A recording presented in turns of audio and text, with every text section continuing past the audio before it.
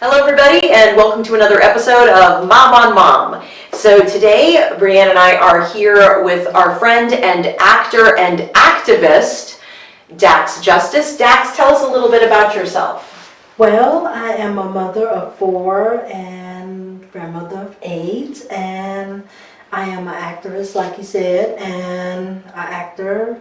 I do a lot of things. I wear a lot of hats. So. You do? Yeah. You do wear a lot. And she's a Dax of all trades. That is the truth. And we'll do a little, Dax won't self-promote. It's just, she is probably the most humble person that we know. But, so we'll do the promotion for you. You guys should absolutely check out Dax's show. You can find it at www.tiny.cc/IamDax. Or just click on our channel and you can find Dax right on that main page.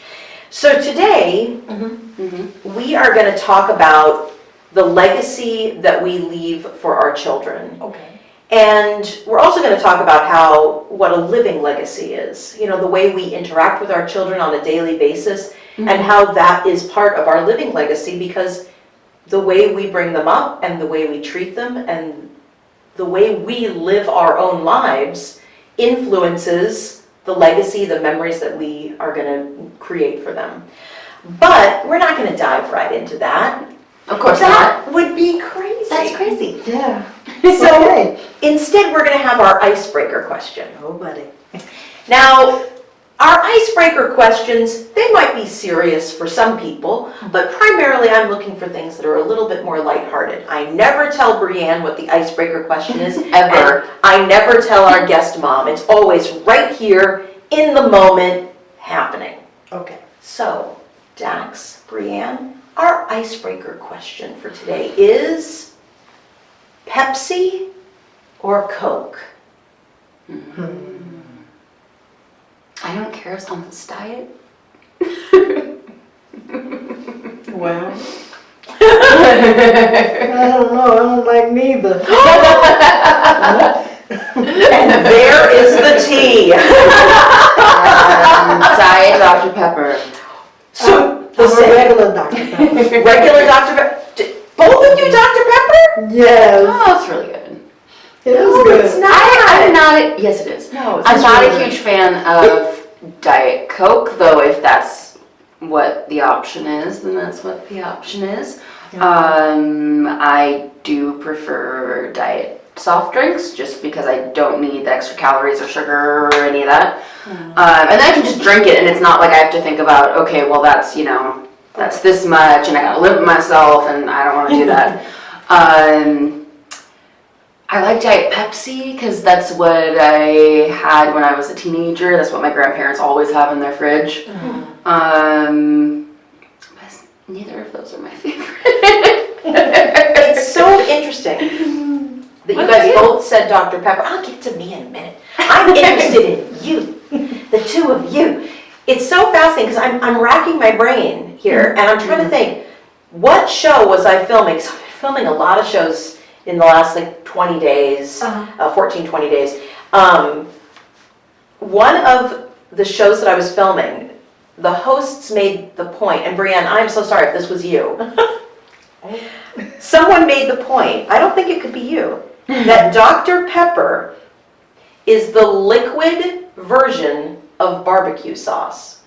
Ew. What? No. I know. Now, Dr. Pepper is not my favorite, Yeah. but I'm like, barbecue sauce? No. And like barbecue sauce is savory. Yeah. Dr. Pepper is like Sodas are sweet. Yeah, and good. And They're like I've never heard that. No. And you guys, if somebody, is it Ty or Emily, Corinna? Jamie, Anna. Someone's gotta Somebody, explain you guys, this. it could have been Geraldine or Lolitha or Joe. If one of you guys recently said Dr. Pepper is I'm gonna just disagree, barbecue but it needs to be Yeah. explained. sauce carbonated in a soda form. Ew. Somebody comment below and let me know which of our hosts I'm have said offended. that. Well, was they drinking the wrong soda? Because that couldn't have been Dr. Pepper. Yeah. Yeah, couldn't have been, not at all. Were you drinking carbonated barbecue sauce? I mean, Yeah. that would be the question. Right, that's disgusting. It's so gross. And I like barbecue. Yeah, I mean, it's salty. Mm, Yes. yeah. I mean, some are sweet. Well, yeah. Yeah, but still salty. Honey Even when they're barbecue. sweet, Yeah. they're still salty. Yeah, but I couldn't see it as a Dr. Pepper, no. No. Yeah. Not unless you had a flaming Dr. Pepper, then that could explain. What's that? It's an alcoholic drink. Oh. What's in it? I gotta know. Good gracious. Oh gosh, there's not barbecue sauce in it. No, is it's there? not. No, I don't remember everything that's in it, but the Dr. Pepper is not one of it. Yeah. Ingredients, but it tastes just like a Dr. Pepper, but it's alcoholic. Huh. Well, that's interesting. Yeah, I don't remember Okay. what's in it, but we're gonna have to look that up. Yeah, we're gonna have to, and I'm gonna have to post that in the I mean- comments below. I can't say that I know what the flavor of Dr. Pepper is, but I know it's not barbecue sauce. Well, And the barbecue sauce is like Yeah. the flavor. tomatoes and there's spices and molasses and usually like brown sugar or honey or something. That is not what Dr. Pepper tastes like. No, Dr. Pepper has 23 flavors, and each drink has its own flavor extra. Sometimes you could get like an extra orange, extra prunes, extra grape, you know. But not extra barbecue. Not extra barbecue. Not any barbecue. But if I had to take a choice of all the Coke or the Pepsi, Yeah. I think I would take Coke. I mean, not Coke, Pepsi, the blue over the red. I think my favorite soda is Coke Zero. Coke So like not Diet Coke, not regular Coke, but the Coke Zero. I It's think like it's a made with black Splenda. can. Yeah, I think it's just like something it's So it's a made different- with. Or, different I think artificial I think sweetener. the Coke Zero is aspartame, and I think the Diet Coke is whatever Splenda is. I Well, think. no, because Diet Coke predates Splenda. Oh, that's true. No, Yeah, you're I right. think it's Is it Coke Zero reversed? versus Flip-flopped? Splenda. Yeah. Yeah, I think if I have a choice, I number one have Coke Zero between Pepsi and Coke, not counting Dr. Pepper. But if not Coke Zero, I'd rather have Diet Pepsi than Diet Coke. Okay. I don't think Diet Coke is great, but I will drink it. It's just not great. You're right that of all the sodas out there, it does seem like Dr. Pepper has the most unique flavor. Like of the colas, I'm not counting like 7 Up think or so, Sprite. yeah. But like if you had like a Dr. Pepper, Right. yeah, like if you had, Diet A&W, that's the best though. I'd rather Okay, have that so over Dr. Pepper. I'm gonna put root beers over the side. If you have an unmarked cup of Coke, an unmarked cup of Pepsi, Yeah. and an unmarked cup of Dr. Pepper, I feel like I would stake my life on being able to tell you which one was Dr. Pepper. And even though I'm 90% sure I could tell Coke from Pepsi, I wouldn't stake my life on it. If they were all diet, I could. I could tell you the three. I don't drink it sugared enough to know the flavor. Because I find that Pepsi and Coke, when they're sugared, are just too much. Yeah. And if it was diet, I could tell you if it was Dr. Pepper. I could tell you Dr. Pepper anywhere. Really? So like if there was a sugar, like a regular Dr. Pepper and then like a diet Dr. Pepper, could you tell which one was which? Oh yeah, I don't like the diet. Really? Pepper. See, that's nasty. fascinating. That is I was, one of my pet peeves is I did a little research report with the kids about, we were exploring aspartame, equal, and a lot of folks online, they say, causes cancer in rats, and we dug into that, and it was the idea of uncovering fake news. Yes. So we went to like the American Cancer Institute, and we're like, this is based on a single study from the 1970s that was tied into a marketing campaign that was against a diet drink. There is no cancer link between aspartame and cancer. And it was like this fascinating thing. But the thing that was so fabulous is I was bringing this up with another mom who's a friend of ours. Right. And I said, no, the aspartame can't hurt you. It's okay to drink diet soda. And she just looked at me, she goes, Jennifer, I don't care. It doesn't taste good. I agree with her. Right, That's fair. so like I think and it was so funny because it was literally the first time that I went, oh yeah, somebody could not drink a diet drink just because, duh, they don't like the taste. They don't like it. Yeah. And so I like that. I'm like, sure. So, okay, well, I think that's a good icebreaker. Okay. You guys ready to dive into the serious stuff? Okay. All As right. long as we don't get wet. No, Good. no, I can't swim. Me So if neither. we are gonna dive in, we can't dive too far. Okay. Yeah, all Well, right. Let's just get our feet wet. Or just our feet, that's it. So leaving behind a legacy. I think that a lot of times when we talk about this, parents, but just adults in general, but parents think that I'm talking about, you know, like having your will in order and if you have minors, making Right. sure, you know, who's gonna take care of them and this kind of stuff. But even though I do think those things are important, actually, I think they're essential if you have children who are still minors. Right. The kind of legacy that I'm talking about is if the body of you disappeared off the earth tomorrow, how would your children hold you in their heart? How would they talk about you? What would they say? What would be the lasting impression that you leave behind for them? So just like a real light topic. Yes, this is a very Yeah. light topic. See, this is why I have icebreakers, you know? Yeah, so that's, yeah, absolutely, so it's a light topic. And Okay. I do know that this is, it is a heavy topic, and, yeah. And Brian, you did all this nice work, you look so nice. Here, see, I'll run my mouth. You run your mouth. I'll run my mouth, all right. I'm So- sorry, I lost my grandma a couple months ago, and I'm sorry. I think talking about this kind of stuff just makes me think. Yes, no, absolutely, absolutely. Because I think a lot about that, about Yeah. you know what she left behind with me. Mhm. Yeah. No, all All right. I'll be fine. I just cry. a It's lot. okay, it's I okay. get that from her. Hey, we got the water. Yeah, that's right. There's your water. There's your water. There's our water work.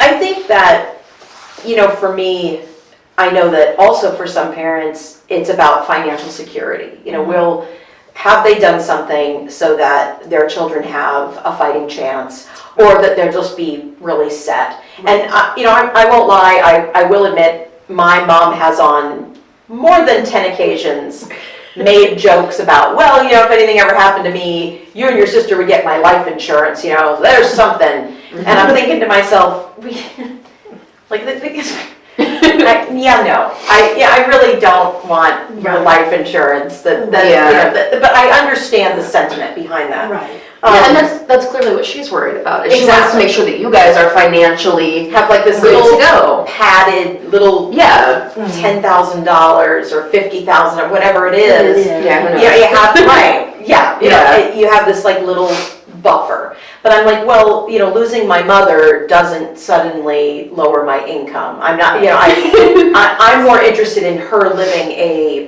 pain-free life. She suffers from arthritis. Right. I would much rather her move out of Washington State to a place where she has less pain, you know, a warmer climate. To me, the legacy that I would like to be is knowing that she was living her best life Oh, yeah. and pain-free. Okay. For Maxwell and Faith, for me, the most important thing is the day-to-day example that I set for them.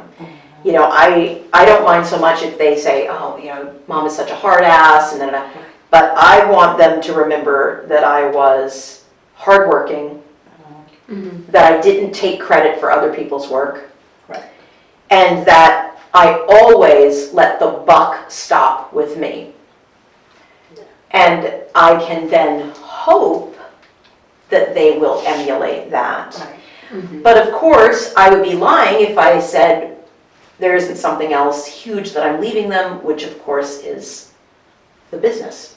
But I'm like, well, losing my mother doesn't suddenly lower my income. I'm not, I'm more interested in her living a pain-free life. She suffers from arthritis. Right. I would much rather her move out of Washington State to a place where she has less pain, a warmer climate. Mm-hmm. To me, the legacy that I would like to be is knowing that she was living her best life Oh, yeah. and pain-free. Okay. For Maxwell and Faith, for me, the most important thing is the day-to-day example that I set for them.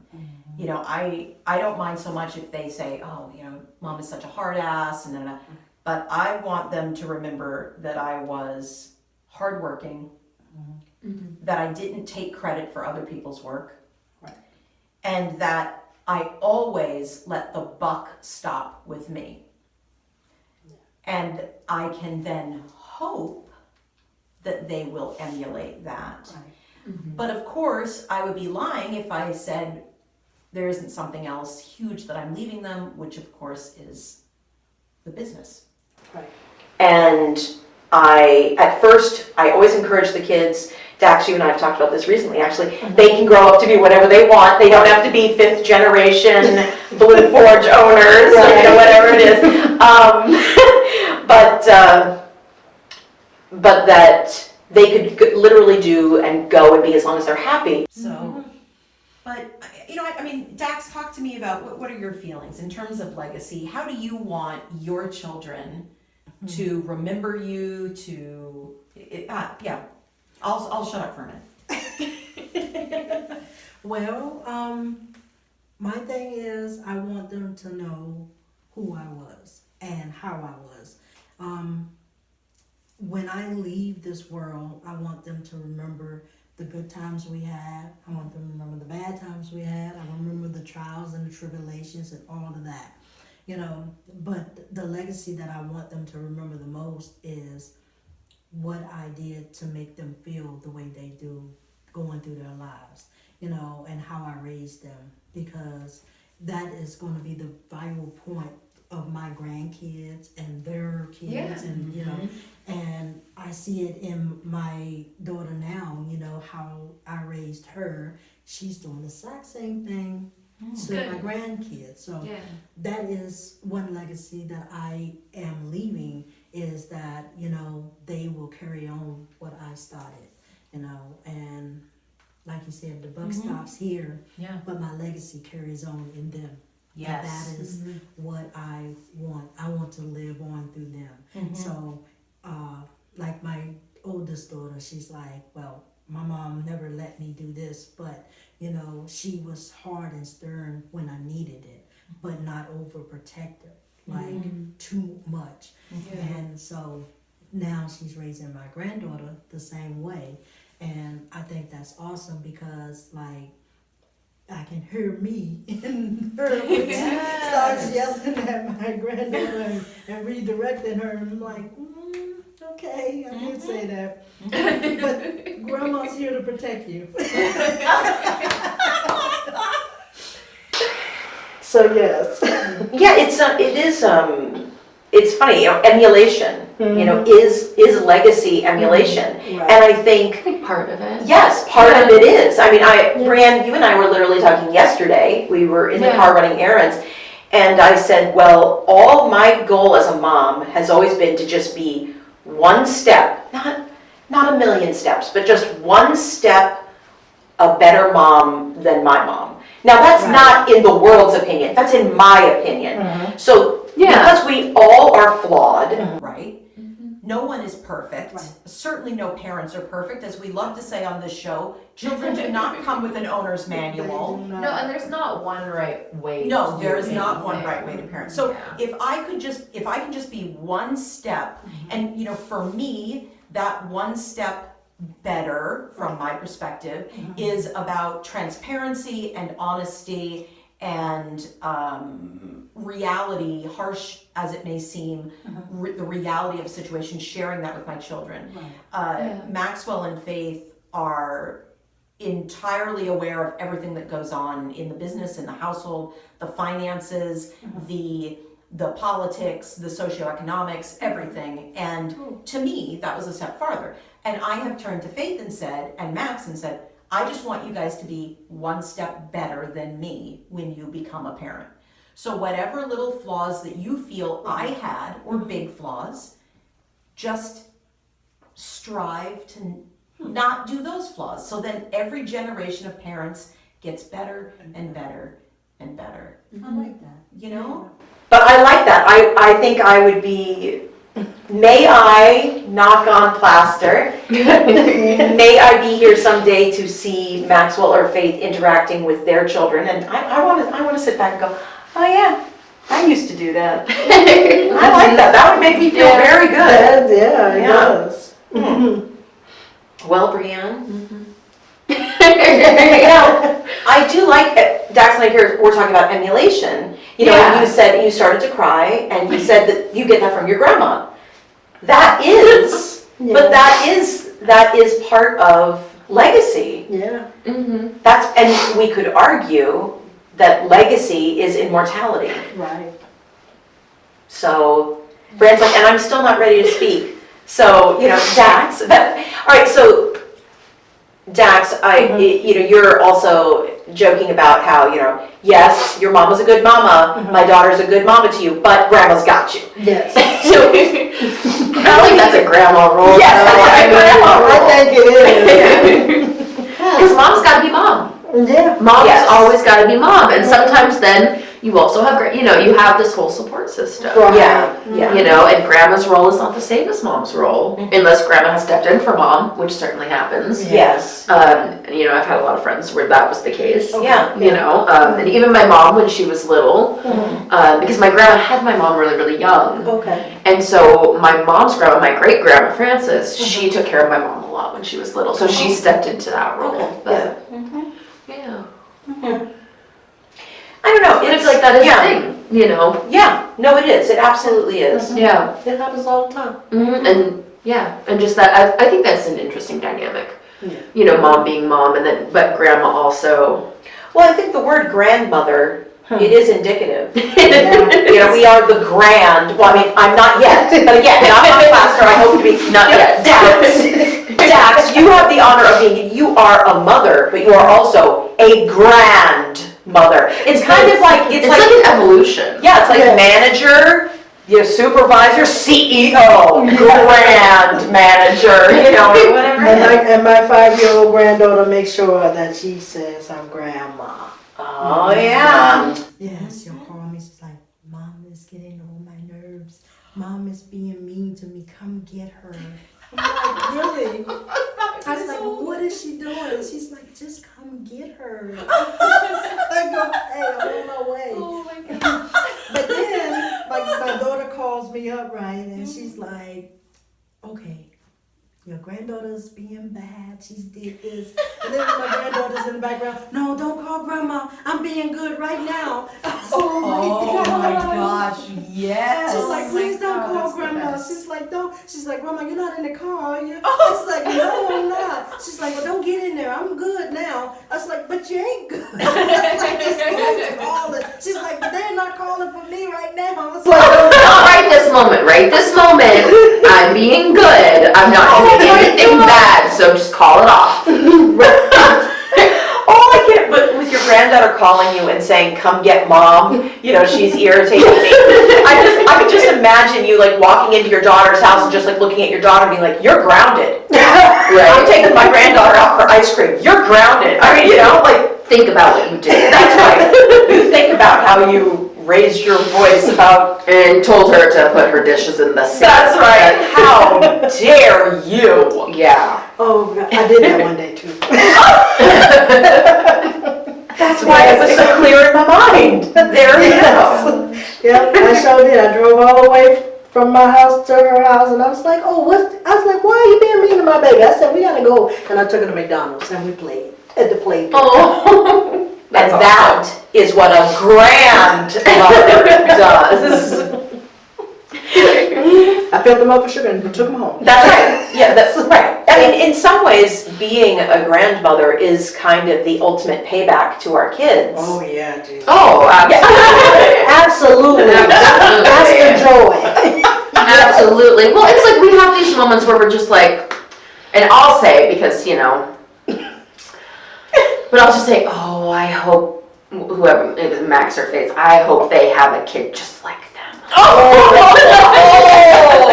But on the other hand, I also get that, oh, I am my mother.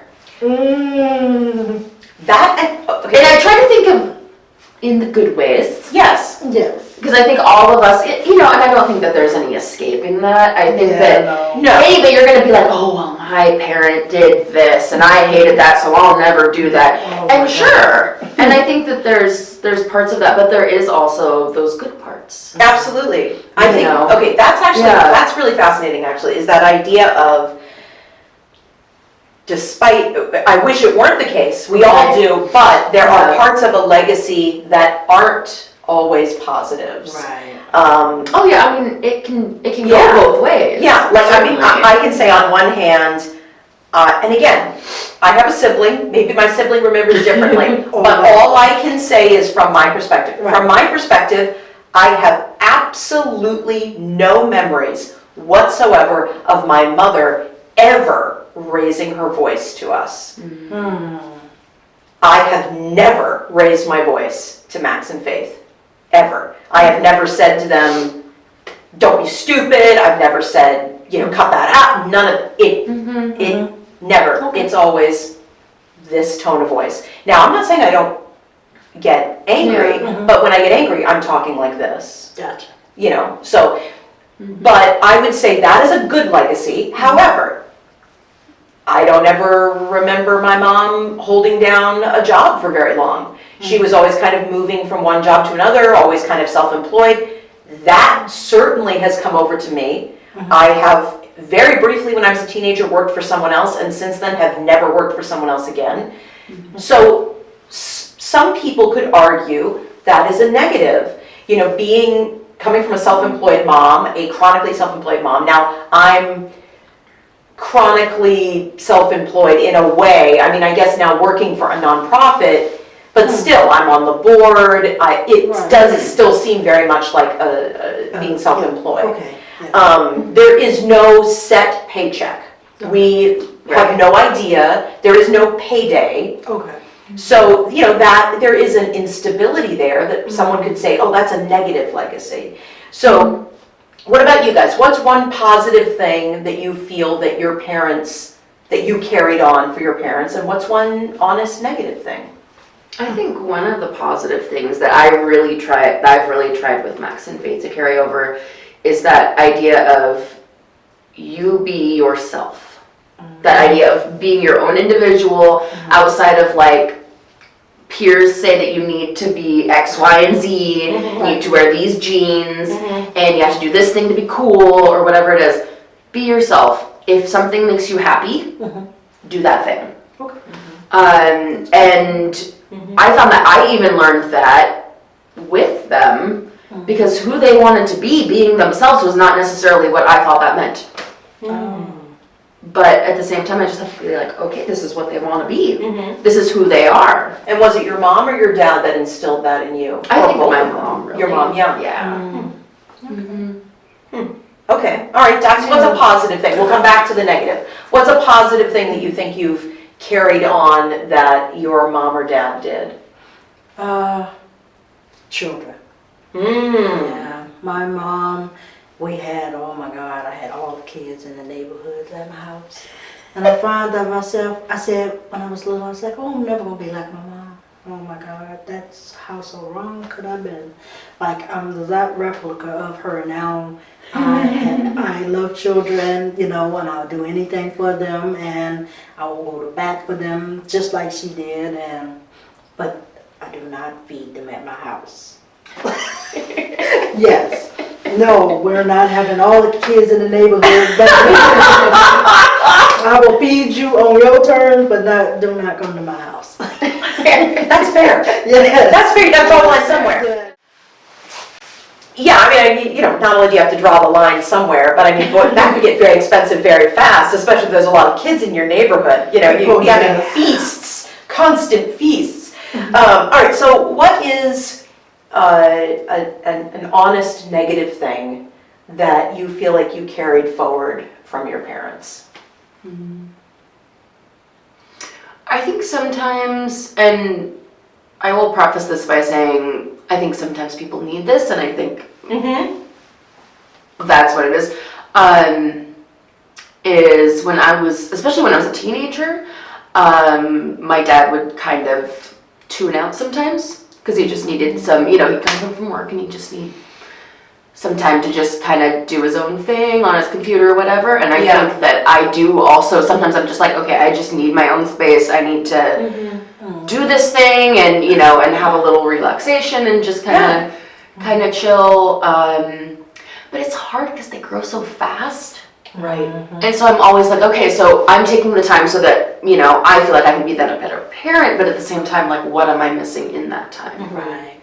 So it's hard, that's a balance. Yeah. And it's like, I saw that as a negative, like being a teenager and, having that experience, but at the same time, like as an adult, I feel like I understand it better. Yeah. And it is this balance between like, you want to spend a lot of time with them, but at the same time, you want to also be your best self with them. Right. Right. Exactly. You're not just like an automaton mother. I am Right, here. you can't just go and go, because eventually you will then break. Yeah. And I think one of the things that I started out that was kind of in that negative, Right. that's a completely different thing, but I feel like I worked really hard to not do that, is when I was a teenager, I fought with, especially my mom, a lot. And we, that very like stereotypical, like you're both yelling at each other and growing up, I was just like, she's my mom, I'm mad and I have things to say and stuff to yell about and I want to do this. But when Faith in particular, because I think Max, because he is neurodivergent, he is different in a lot of ways and his development was different in a lot of ways. But with Faith, it was a very, very typical teenager when she hit that like 12, 13-year-old and we started butting heads and we got into a couple the yelling back and forth and I was just like, okay. Because I'm like, I'm the adult in this situation. Right. She's not the adult. Right. You can't She's dealing expect a teenager to back Puberty down and not hormones yell. and growing Right, up yeah. and just being a teenager is awful. Yeah. Just to start with. Yeah. I mean, it's this like major monumental time of development with your brain and it's super cool in that way, but experiencing that generally kind of sucks. I like how you went into detail about that. And so let me say that negative thing that I feel like I carried through with my mom, kind of like I'm always hustling, I'm always working long hours. It's very, what's that song? It's very like Cat in the Cradle. It's very like, yes, I would love us to go do this, you guys, but, I've got to work, we've got bills to pay. And yes, it is true. If I was just gone for an 8-hour-a-day job somewhere, and I knew, because we do very well in living within our means, if I knew mommy's going to get X amount of money at the end of this week, and mommy's going to be gone X amount of time, yes, our life would be easier. I accept that. But I think that having Brianne in my life, who reminds me, you know what, let me help you reschedule today's work so we can go to the zoo, because the zoo is more important than the electric bill. The first time you came to me with that kind of, like, no, we are gonna go out to dinner, and it's not gonna be extravagant, we're gonna go to McDonald's or whatever it is, but I know we haven't paid this bill yet, but you know what?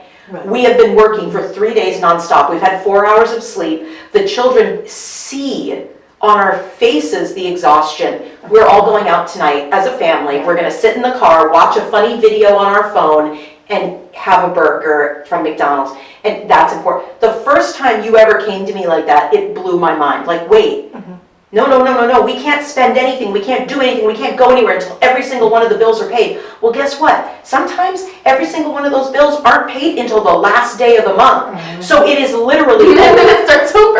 Right, but you know what I mean? So It's the first again. my approach was to literally strip everything.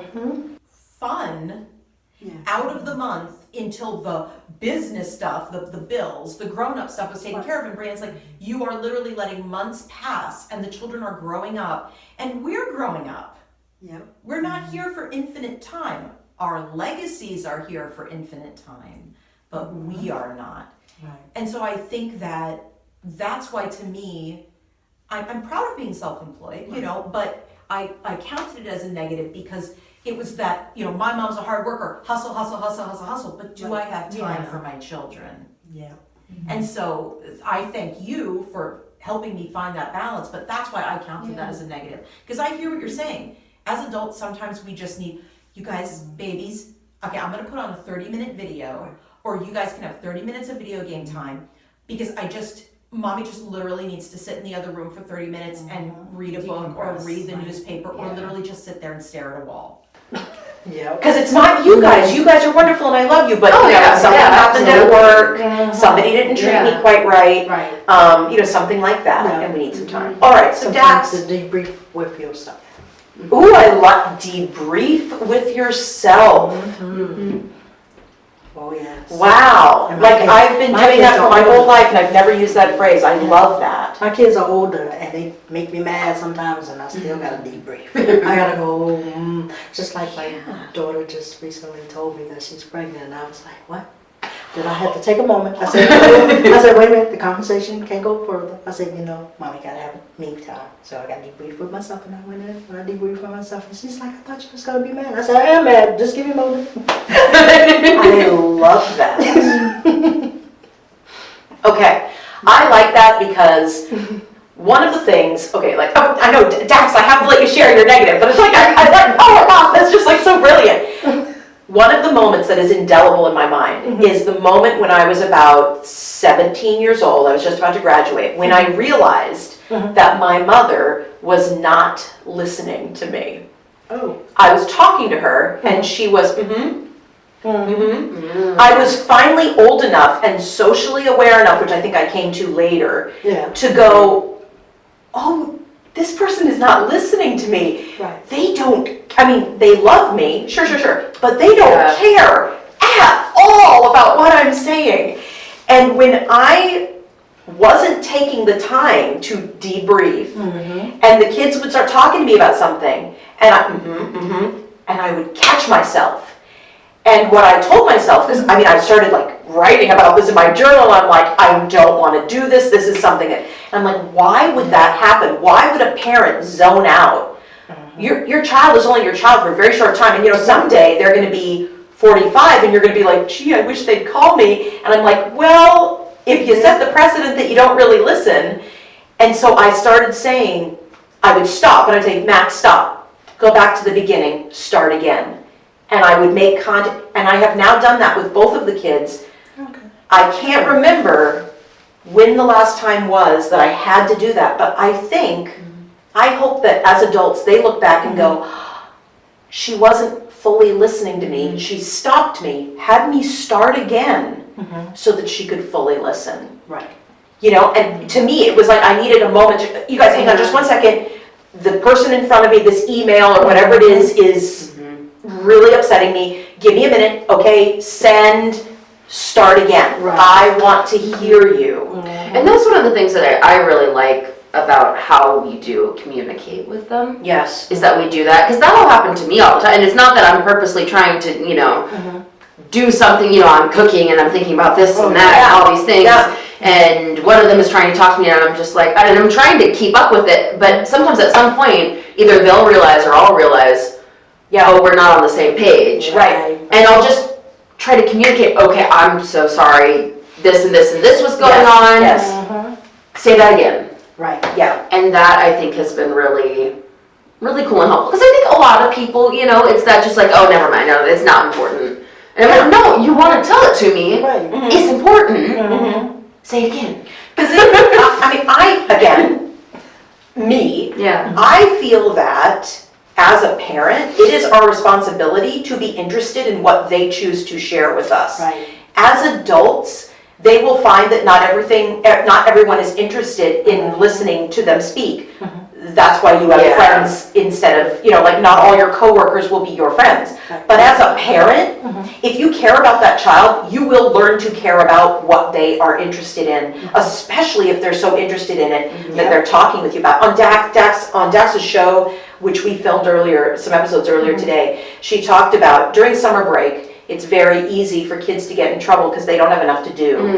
And I said, well, Dax, what if there isn't, like, you don't have the money to put them in a paid program, or they just don't want to participate in any of the free programs in the community center? She goes, well, you need to know your child. Yeah. You need to know what will interest them. And I was kind of like, hello, yes, full stop, know your kid. Yeah. Mind blown. Don't try to send them to horse camp. Right. If they hate animals. Exactly. It won't work. What do they actually want to do? Yeah. I mean, I hear parents a lot say, well, this is what they need. And I'm like, okay, what they need, yes, that's important, but that's not all. Yeah. What do they want? Not what you want, fifth generation doctor story. Again, go watch Dax's series. I am Dax, totally worth it. That's the Dreams and Gold episode, by the way. What they need is important, but also just what they individually want. Right. You may want your kid to grow up to be a doctor or a lawyer or an engineer or a politician even, go into politics or whatever it is. But the truth of the matter is, what does your child want? Yeah. And it's supposed to be our job to... Or that idea of like, I went to this college, so you need to go to this college. Oh, yes, absolutely. I'm a fourth generation alumni Yes. at this school. Yes. Right. Because that's not any pressure to get in. Right. Not at all. Not at all. Right. No. So, Dax, what is a negative thing that you feel carried over from your parents into how you parented? But negative. I'm going to put that in quotes. Yeah. To me, my negative is that being too caring. Giving your all without giving to yourself first. And I watch my mom do that a lot, and I see that my kids have that too.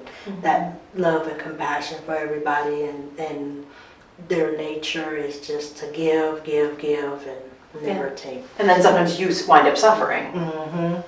So that, with that said, that is one of the major negatives I can see that. Yeah. Yeah, no, I think that's... Yeah. It's interesting, isn't it? The three of us are like our negatives. Like there's a positive side. Oh yeah, absolutely. Yeah. And it's... I think that to me is very interesting. Like my granddaughter, we was in the park one day, and I said, when people pass by me, it's just in my nature to say hello to everybody, and then this person that I was with, they was like, well, why are you saying hi to everyone? I was like, because it's nice and courteous to, So my granddaughter went down and she started picking flowers, and everybody who passed, she started giving them the flowers that she was picking. And then she was like, what is your granddaughter doing? I said, well, she's giving flowers to people and saying hello. Yeah, and that's the courteous thing to do. And she was like, oh. She's like, you got your granddaughter out here doing this? I was like, I don't have her out here doing it. I didn't say, go do this. Right. This is what she does because she sees me. Yeah, and she's emulating. Yeah. So Right. she sees me do it, so she does it. So, yeah. See, I'm just like insanely jealous right now. So because Dax is a grandmother, and I'm just going to get you like a t-shirt now that just says grandmother. So because you are a grandma, you do get to see your legacy already, not just in one generation, your Right. daughter, but in 2 generations carrying over. Right. Because can you imagine, just for like a minute, those complete strangers walking by, and there's this adorable little girl, and she's picking flowers, and they probably think, oh, that's kind of that's nice. But then that little girl goes up to them and gives them that flower, and darn well that changes their whole day. Oh, absolutely. I was camping last year on Memorial Day. And we were there, and one of my friends brought everybody. She's got a bunch of kids. Okay.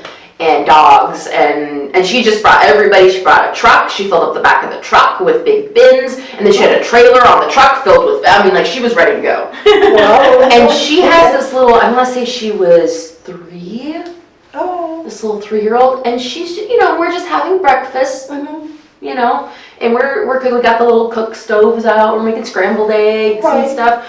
And she just goes and she's like looking at those little tiny daisies that grow in the grass, and she Right. picks one and she hands it to me, and I'm just like, Right. this is the best day of my life. Right. This is the first day I've ever met this child. Right. But, Yeah. you know, it's just like, it's the sweetest thing. Yeah. And it does, I mean, it's like, it seems like the most like wonderful and innocent and pure moment It does, yeah. ever. Mm-hmm. And it's just like, it's the coolest, I don't know. I think today my goal is to just embarrass Dax as much as possible. Oh my goodness. So there's another episode in Dax's series where she says, you know, you have the power to turn your day around. You have the power to imbibe your day with positivity if you are positive toward the people around you. Like if you've got this one cranky boss, Dax said, you know, like, and I say to you, say hello to them, say something nice when you walk in. And then Dax played devil's advocate with herself in this episode. She goes, no, and you might be saying to me, Dax, I did that. But he was still a not nice person, because Dax is always very clean with her language. So, you know, he was still a jerk, you know. And Dax is like, well, how many times did you say it? Did you say anything again later in the day? And I'm just like, this woman does not give up. And I could just imagine this, like, I don't know, in my head I imagine this, like, you know, big looming boss man. And your Dax is like, hello, sir, good morning. I hope you're having a good day. And then 15 minutes later, oh, sir, are you getting coffee? You know what? I'm about to get coffee. Let me get that for you. I mean, like, she is just relentless. She will not give up. But to me, isn't that also a legacy? Because all your coworkers, we can be a legacy to the people around us, not just our children. absolutely. I'm sorry, I know that was a roundabout Yeah. way to get to that, but I wanted to give you credit for your story. Yeah. And you know, that it's just, you can make a difference. You can create legacy even for the people around you. So in our final little segment here, you guys, what I thought we might want to talk about is moms that maybe, to put ourselves into someone else's shoes. That's what I try to do in these final segments as much as possible. Okay. So what about the moms that are in situations like, you know, where they are upper class, they are very wealthy, and I have heard moms say, well, I'm not leaving any money to my kids because inherited wealth makes for spoiled brats. You know, I'm gonna, you know, upon my death, any assets that I have, you know, are gonna be liquidated, you know, given to charities and things like this. I want my children to build their own lives, build their own wealth, build their own everything. What do you guys think of that? I think it's hard because I'm coming from a place where, like, my family, each generation of my family has provided for their kids and given them, you know, roofs over their head and been gainfully employed, but there is no inheritance. You know, they do well enough to provide for and set you off, and you know, and my dad gave me my first car. You know, but there's not like this, like, you know, we don't come from money. Right. My dad used to joke, well, we're not the Rockefellers. I was like, well, no, or the Kennedys. That was always, it was the Rockefellers and the Kennedys. But, so it's hard because it's like, coming from that place, my feeling is like, if you have something you can give your children, especially if you're gone and you don't need it, just take it. It's not gonna, I don't feel like it's gonna hurt them to have 20 grand in the bank. Or it's like 20 million. Yeah. Or, Yeah. you know, I guess my feeling is like I would rather them have it than not. You know, which I don't play the lottery, but if I won the lottery and had some crazy amount of money, Yeah. I would absolutely want them to have it. I love that. You know, I would just be like, well, if I'm gone, then they, I would want to send them off as best as possible, Right, yeah. because it's like when you were talking about your mom and the life insurance policy. Yeah. Like, obviously, that's not, to me, that's not the priority, but if you have it, Use it. use it. Give them as much as you can. And then if they have to struggle with being a hard worker, that's their own struggle. It's like people say, money doesn't solve everything. Of course not. Right. It's not going to bring you happiness. It's not going to make your relationships better. It's not, there's lots of issues that come with having money. Yeah. Oh, yeah. But there's also lots of issues that come with not having money. Yeah. It will fix the electric bill. It will fix your car that broke down. Right. It will fix a myriad of issues, Right. stresses and worries and anxieties, all surrounded by finances. Yes. So I'm kind of like, and again, this is coming from someone who hasn't come from money, Right. who didn't grow up Upper East Side, New York or something. Yeah. But I'm just like, if you got it, just give it to them. And with that being said, I don't think that that's the most important legacy that you can give your kids, even if you are giving that to them. I think the most important legacy are the much more amorphous things. The showing people kindness, just strangers in the world, Right. and you can see your granddaughter emulating that. That, I think, is like the most beautiful thing. If Max and Faith can just emulate those good parts of us, the parts that show love, the parts that treat others well, the parts that let them think for themselves and be their own person, all of those things. I think that's the best thing that we can give them, that hey, if you got, some fortune, they could take that too. Yeah. That'd be fine. What do you think, Dax? Well, I think, like you said, that money is not everything. I'm gonna leave some to my cat. Hey, I am not against that, because I have a lot of stress about what's going to happen to any of my animals when I'm gone. No, I'm ready to write them into my will right now, just in case. you can do that. Oh yeah, no, you can. You can. You can leave your house to your cat, and you can leave money so that someone will take care of that cat. Exactly. Not that I looked into it. Now, Dax, what about this argument of that if a wealthy person who has worked for their money and built a company up from nothing, and now let's just keep using the 20 million. Sure. Now they have $20 million, they pass, they don't want to give their children, pass that 20 million down to their children, because they want their children to work for their money, not be second generation rich. Okay. And I don't want to drop celebrities' names that fall into this category of second generation rich, because I'm not interested in slamming people. Okay. But Not slap anybody, Kardashians, that I'll say the names. But we all know those people. so do you feel that there's any validity to that? I mean, should someone earn their fortune, or if your parents earned it, do you have a right to it? Well, my thinking is, if the parents want to leave it to you, yes, that's fine. If the parents don't, that's their right. They don't have no way, they don't have no rights to it. And, if they want to do something, as always, charities, please donate to charities and children's homes. Thank you. And homeless. So if you want to donate, please find homeless or shelter or wherever else. But those are avenues that you can use to, get rid of your money.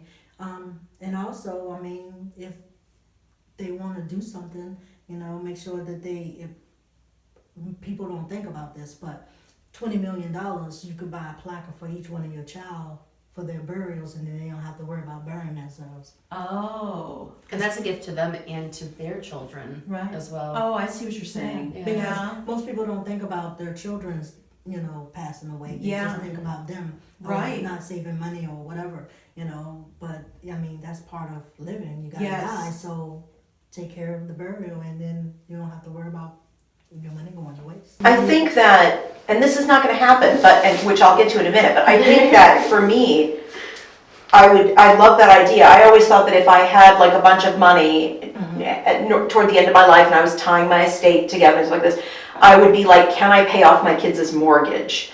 Because you know that saying, if you give a man a fish, he eats for a day. If you Right. teach a man to fish, Yeah. he eats for life. I always felt like our mortgage usually is our biggest bill. If I could make that go away, Then my kids would continue to work, but they would have that big bill Yeah, gone. they probably have like half Like the to bills. me, that's like the Yeah. ultimate gift, Right. is like someone wiping out your mortgage. Now, I do want to say, because it just occurred to me as Dax was speaking, I don't want, in the spirit of complete transparency, the reason that this topic, one of the reasons that I really wanted to talk about this topic today is that, Blue Forge is a legacy company. So we are a federal nonprofit. We are a charity. And even though I'm not out there saying, yes, everyone should leave their legacy and their legacy is money and their money should all be donated to Blue Forge. No, that's not what I'm saying, but so clearly though, the idea of legacy is a really big thing for us. And what that means is that we as a company, we have policies so that books don't go out of print, that your royalties, like as an author, continue to be paid to your heirs, but your heirs have no rights to your work. So authors, so we've been doing this for 30 years, and it is just part of being in this industry. We have lost a lot of wonderful and creative people.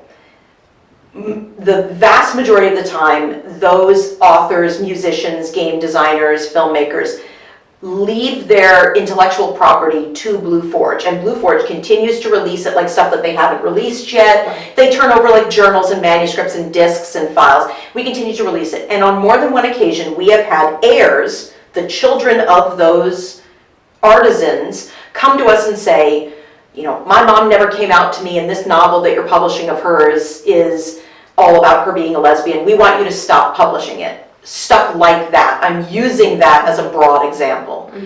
And we refuse. And we're like, I'm sorry that this isn't what you want your mom's legacy to be, but this is the legacy she left. And in That's the what she wanted. and it's, oh yeah, no, and it is, oh yeah, that is explicit in all of our contracts that, this is what we are supposed to do. And in the contract signing process, I have never had a creative person turn to me and say, could we rewrite that clause so that my kids have the right to edit my work, delete it, unpublish it, and basically erase me from the creative No one's world? ever asked for that. No one's ever asked for that. So I'm sorry, it's just as Dax was mentioning charities, I just didn't want to, I wanted to be fully transparent. So there is that. So obviously, Dax works with us as an actor, as just a force to be reckoned with. And obviously, Brienne works here at Blue Forge, I work here at Blue Forge. So obviously, we're all very pro-legacy.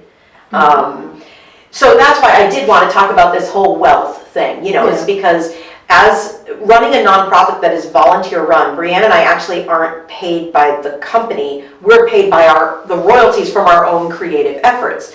So none of us here are going to come to the end of our lives and have these massive bank accounts. So that does influence the way we see this. Right. And I think that we all three of us believe that the emotional and the behavioral legacies that we pass down to our children are far more important. Far more important. Yes. I would rather have someone in my life who is poor than who is an asshole. Amen. To just be blunt. Yeah. And it has been, it's sad for me how many folks in the current society are driven by money as opposed to driven by mission. Yeah. Well, and I think that does come from our American culture because we live in a capitalist society. We do. And so, it's about the American dream. It's about making yourself out of nothing and making all the money and having all the things and the cars and the boats and the yachts and the houses and, it's a lot about the physical things that you can earn rather than everything else that can come with it. Mm-hmm. And people don't really see that they can have the cars, the boats, the money, and still not be happy. that's right. That's absolutely right. Yeah. I mean, it's, The American dream is very much pipe dream. 'Cause Yeah. it really doesn't make you happy and whole. I wish that it would be okay, it would be politically acceptable, socially acceptable to say, well, get happy first, get rich later. You know, but like in a capitalist country, you know, we're all supposed to be like, what's the next, you know, Yeah. how can I, you know, and it's Yeah. really interesting. It's you know, today, just. And I think it also Yeah. it confuses people sometimes. Yes, And they're like, yes. why are you guys doing all this stuff? Yeah, Mhm. yes. But you're not making a ton of money from it. And I'm just like, when I was a youngin', they made a movie version of my favorite musical, Rent. Oh, And if you need to know anything about me, just go watch that. Because I would rather be broke, dirt poor. poor, wondering, which it's been years and years since this has happened, wondering if the power is going to get turned off and be creating, Yeah, than do that 9 to 5 or 7 to 3 or what. yeah. What, you know, I've worked all the shifts, but Mhm. I've done that and it's not great. Yeah, it is. I'd rather be Yeah. self-made, and if self-made means that, you know, we Yeah. make enough to pay the bills and feed ourselves and go to McDonald's every once in a while, then Right, but at the top of every month, you're back to zero again. Yeah, that, I would rather be happy, and I can honestly say, yeah. and I would like to preface this. So this is June, we're filming in June right now. Since the beginning of this year to today, as a family, our income coming in has dropped about $1,200 a month. And our bills have gone up about $1,800 a month. So we are at an extreme deficit. And I say that to put my next statement into perspective. And yet, I feel very happy. Everything that happened that brought our income down or brought bills up was something that was actually for the better.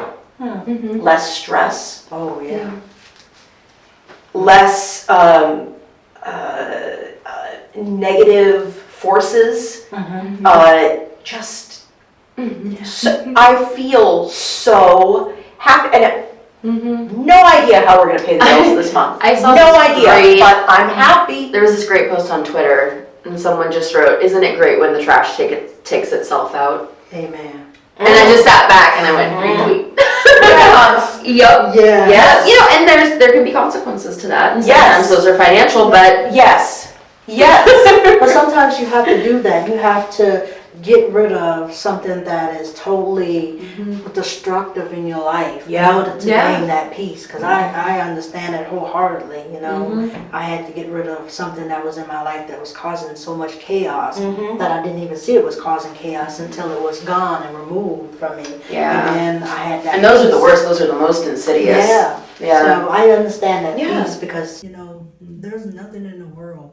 I mean, I can be broke, I don't have nothing. Yeah. But as long as I got peace, I'm good. And Yes. I'm happy. Yes. Because now I know, I mean, I'm 43 now, but I mean, it took me a while to get to this point that I know that peace is everything because peace helps your health, peace help your mind, peace help your stress level go down, and peace help you remove people out your life. Right. So that's what peace does for you. So I understand. Yes. Peace is a powerful force. It is. Anyone who thinks that peaceful resistance and peaceful activism is not a thing, well, they're gonna get blindsided. Yes. Yeah, because that is, I completely, you know what? Thank you, both of you, for doing this episode with me. I know that legacy is kind of a more obtuse topic, Yes. but I just thought that it was important. And I just knew that if I was going to talk about this with anyone, it should be the two of you. Oh, well, thank you. So thank you so much. And again, I'm going to do it one more time. I think this is the third time. Watch Dax's show. It is amazing, and she is so shy, and she is so humble that like her posting about her show is very hard for her. So just cut her some slack, you guys. Go check her out. She's on Instagram as DaxJustice76. Is that right? Yes, and she is on YouTube at www.tiny.cc/IamDax, all lowercase, all one word, all squished together, or just find her right on our main channel page. You guys, everything she says is just #wise woman. That's just the truth of it. And thank you guys for another wonderful episode of Mom on Mom.